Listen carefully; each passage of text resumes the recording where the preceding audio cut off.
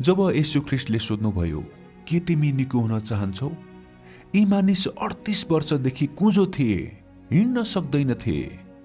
यरुशलेम मन्दिर नजिक कुण्डको छेउमा लामो समयदेखि दयाको भिख माग्दै थिए। फरिसी गुरुहरूले छड्के आँखाले सम्म हेर्दैनथे।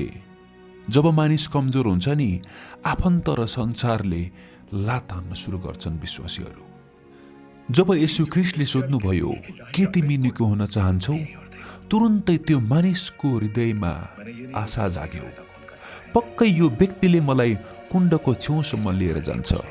विश्वासीहरू बेथेस्दाको कुण्डमा जब पानी उम्लिन्थ्यो, पानी छचल्किन्थ्यो, मानिसहरू आत्तिँदै कुण्डमा पस्थे निको हुने आशमा।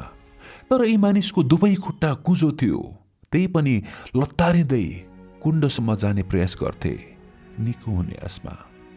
तर हरेक पटक उनी भन्दा पहिले अरू नै मानिसहरू कुण्डमा पस्थे। जब येशू ख्रिस्ट उनको अगाडि आउनुभयो, यी मानिसले ठुलो आशा लिएर भने होलान्, के तपाईले मलाई उठाएर कुण्डसम्म लग्नुहुन्छ? येशू ख्रिस्टले भन्नुभयो होला, नाइ, मैले कुण्डमा लग्दैन। यी मानिसले फेरि भने होलान्, मलाई झुठो आशा नदेखाउनुहोस्। यत्तिकैमा येशू ख्रिस्टले भन्नुभयो, तिमी निको भइसकेका छौ, उठ र आफ्नो ओछ्यान लिएर हिँड। त्यत्तिकैमा त्यो मानिस जुरुक्क उठ्यो र सबै मानिसहरू छक्क परे। प्रिय विश्वासीहरू, परमेश्वरमा असम्भव केही पनि छैन। केवल रायोको दाना जति विश्वासले पनि तपाईको जीवन परिवर्तन गर्न काफी छ। आमेन।